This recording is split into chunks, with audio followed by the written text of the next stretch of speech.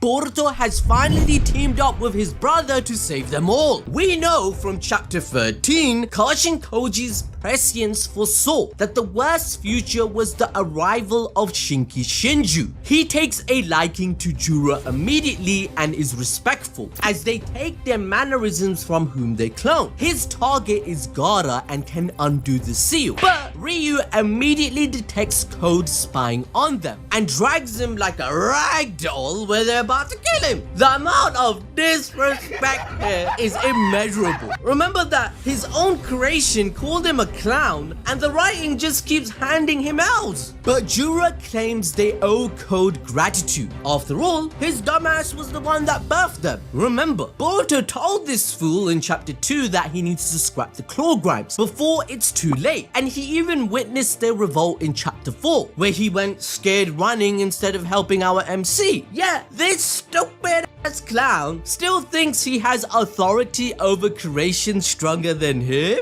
You know, man. Code informs Juro that they should kill Boruto as a first priority to create a chakra fruit, but Juro states the Shinju have evolved where their plans changed. Kawaki is fodder that can be used as well. So now we've learned that this is more to them than a simple god complex, because these Shinju were born from humans. They understand the concepts of emotion and desire, and they want to gain a sense of self to understand everything about the world to revolutionize their own species. So this is a brilliant expansion on the theme of whether or not technology is bad, as it adds to the whole idea of AI revolting and the creation going against the creator. He still thinks he can bark orders at them, and he claims the chakra fruit they produce after destroying the entire planet will be for him, and he will consume it so that he can become an Otsusuki god. Whilst Juro over here, he's thinking to himself, he's like, I wonder what would happen if I ate it myself. This leads to Code getting angry that his creations are defying him and acting like Franklin from Snowfall. I built this shit. Me. Brick by brick.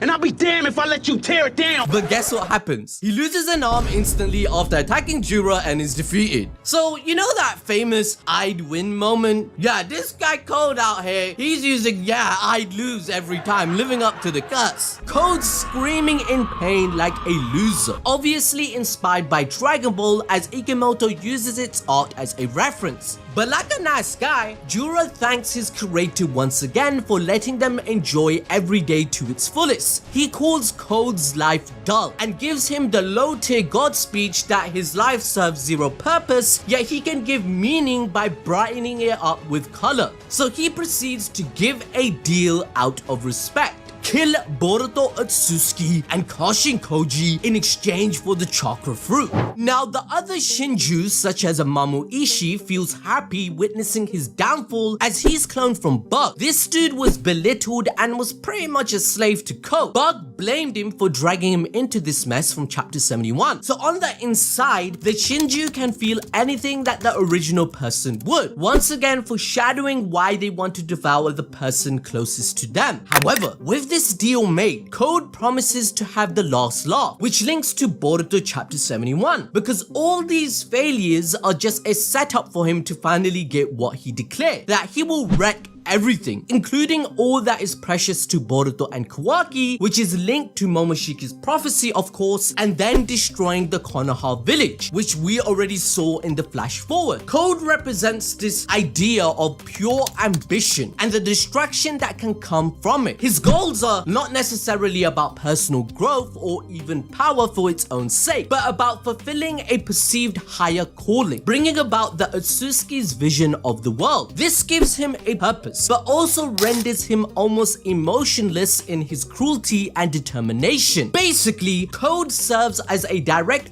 foil to Kawaki and Boruto. For example, whilst Kawaki rejects the Otsusuki and their influence on his life, Code embraces them fully. Both are connected to the Kara organization and its leader, but their paths diverge in opposite directions. Kawaki's journey is about redemption and finding a new sense of self-worth, whereas Code's is about losing himself to his obsession with the Otsusuki and starting anew by joining their race. He's also a contrast to Boruto, who struggles with his own identity due to his karma and connection to Momoshiki. Now in contrast, Code revels in his connection to them, seeking to fully become one. This difference highlights the varying ways in which individuals respond to destiny and the burdens placed upon them. Now, you can't make this shit up now, but as soon as Code leaves the room, the Shinju instantly betray him and decide that they are allowed to kill him the next time they see his ugly face. Now, to enjoy more peak fiction, watch this video about how Isagi became the #1 striker in Blue Lock.